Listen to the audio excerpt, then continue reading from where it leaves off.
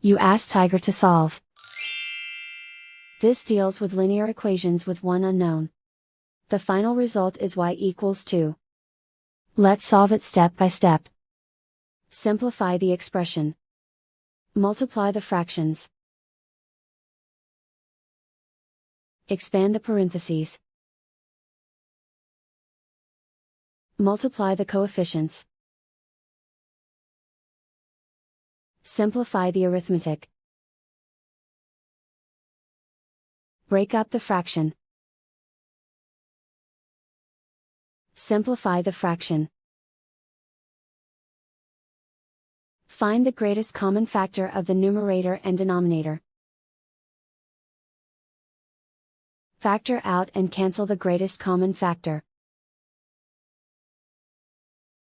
Group all constants on the right side of the equation. Subtract 4 from both sides. Simplify the arithmetic.